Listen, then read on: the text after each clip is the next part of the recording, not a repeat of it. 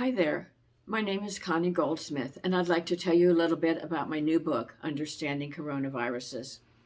A friend asked me why I wrote this book, and I said I got lucky. My publisher, Lerner, asked me to write it because in 2019 they had published another book of mine, which was titled Pandemic, and it was told about the environmental causes that led up to past pandemics and current and new pandemics. The biggest challenge in writing about this was keeping up with the continuous flow of new information I received every day. Writing nonfiction is all about research and finding the experts. I follow the CDC, the World Health Organization, and several other groups that specialized in infectious diseases.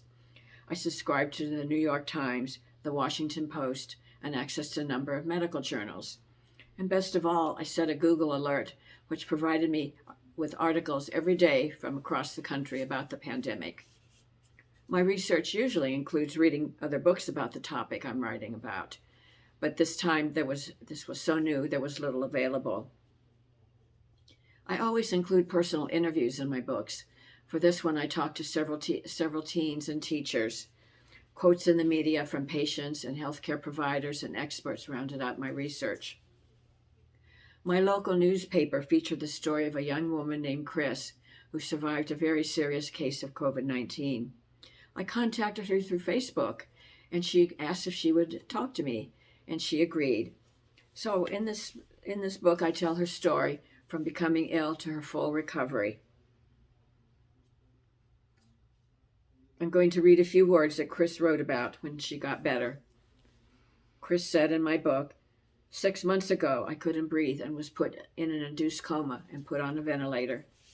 5 months later, I woke up and couldn't speak. 4 months ago, I couldn't get out of bed without being short of breath. 3 months ago, I couldn't walk a mile. 2 months ago, I couldn't climb a stairs. Today, I did more than I thought I could ever do again. I did something I used to love with the people that I love.